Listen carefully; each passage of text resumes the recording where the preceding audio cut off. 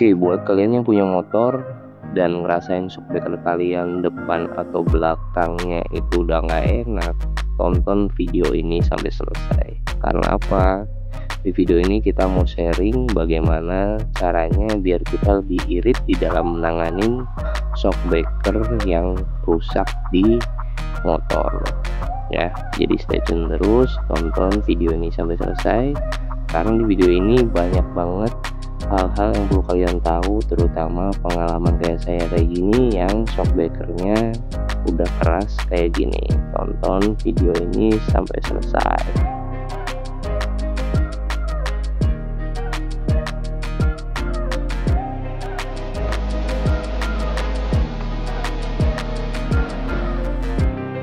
Oke, pengerjaannya seperti ini ya. Intinya sih sebetulnya untuk shock depan sendiri kita tidak mengalami yang namanya kerusakan parah atau kebocoran. Tapi memang informasi dari bengkelnya kalau kondisi kayak gini sebetulnya cukup olinya diganti nih. Olinya diganti, dan untuk shock belakang sendiri ternyata sudah bocor dan parah. Tadinya kita nggak tahu nih kalau shock belakang itu bisa diperbaikin ya. Ternyata bisa ya. Caranya seperti ini ya, dibongkar semua dan benar-benar di press kayak gini ya, dibuka semua, terus nanti kita lihat apa yang harus ditanganin lebih maksimal ya. Nih kita lihat.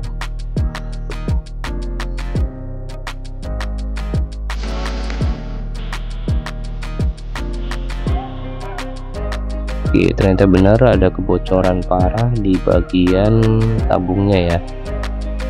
Dan yang kita bingung kan tadinya sebagai orang awam kan, emang bisa nih kan buka-bukaan ya, ternyata memang bisa, dan harus dipotong bagian tabung seperti ini ya. Jadi bagian atasnya nggak dipotong sih, hanya dibuka bagian klem-klemannya supaya bisa dilepas ya bagian dalamnya. Jadi oli dan lain-lain kayak gini nih ya, asnya dibersihin semua. Setelah as dibersihin, proses selanjutnya yaitu melepas bagian atasnya ya, dirapiin lagi, diratain lagi. Asnya pokoknya diservis semua. Prosesnya itu lumayan cepet sih sebetulnya sih, bisa kalian tunggu juga selama nggak antri tuh. Paling pengerjaannya selama setengah jam sampai 1 jam. Ini kita kerjain shock depan sama shock belakang, tapi ini lagi dikerjain shock bagian belakangnya dulu. Cuma kayak gini nih ya, dirapiin, dipukul-pukul. Ini tanpa las ya, artinya tabungnya bener-bener murni di press aja ya. Ini kasih oli, karena oli ternyata yang mempengaruhi tingkat keras atau lembutnya shockbreaker ya. Jadi olinya banyak itu keras, olinya pas itu jadi lembut, kurang jadinya lemah ya.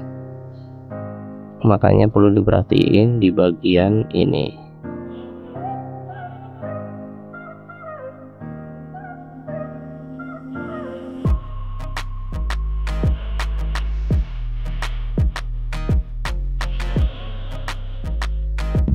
Oke, ini padahal baru ditutup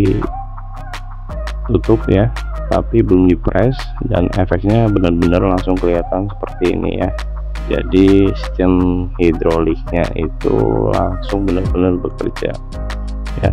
Ini belum dipres loh, masih baru diisi oli sama masukin sil-silnya lagi ya.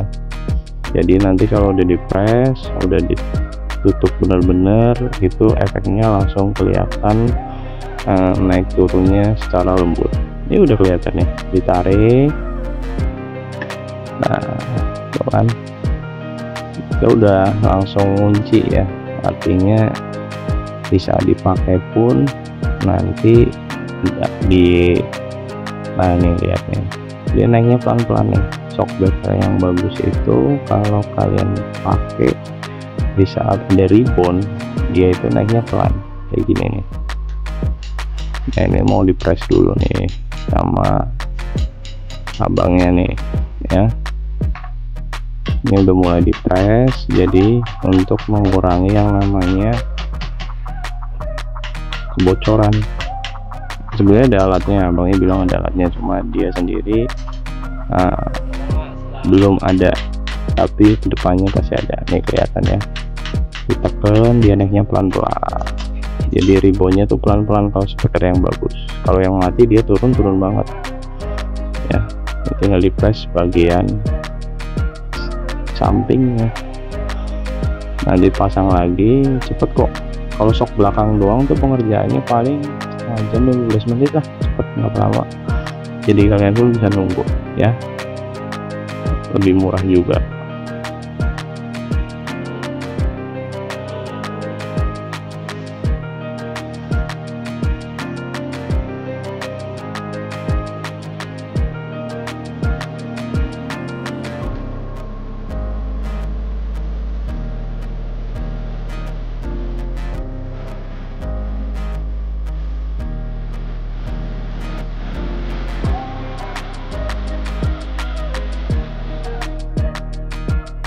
Oke, dan ini hasilnya ya, setelah dibersihin, setelah selesai jadinya kayak baru lagi ya.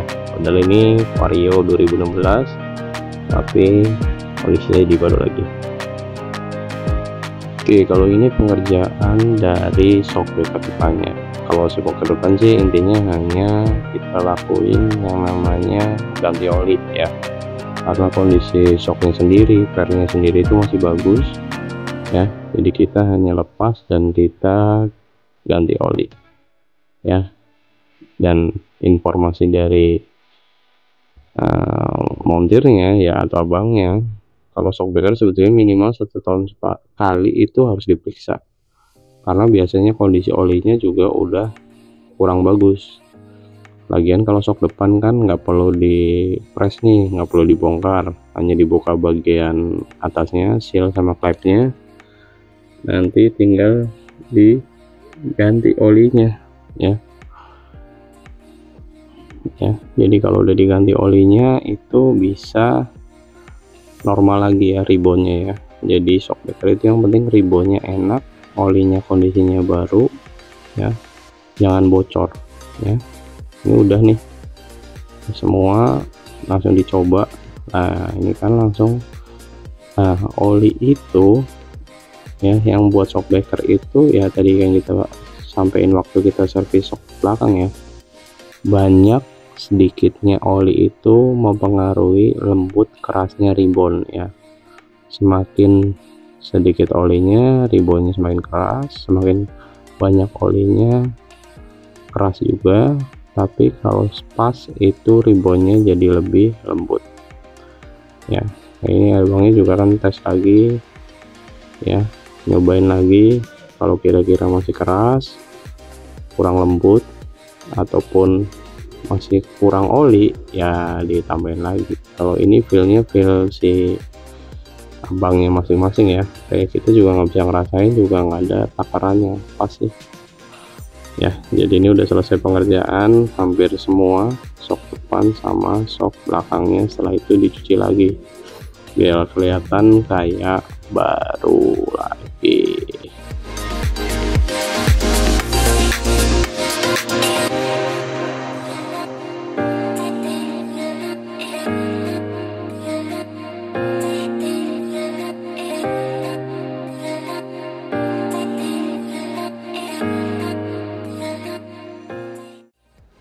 Oke, ini kita pasang setelah kita selesai, dan kayaknya kondisi reboundnya tuh udah enak ya. Ini langsung dites sama abangnya nih ya, dan kita lihat kalau dari sisi ini sih reboundnya udah enak, depan belakang, jadi langsung ada respon, nggak kayak yang sebelumnya. Biaya servis shock depan itu hanya 70.000 dan shock belakang itu 80.000, dan pengerjaannya sekitar 1 jam di sini nih, di AD Shock Breaker Purwokerto, daerah Bobosan.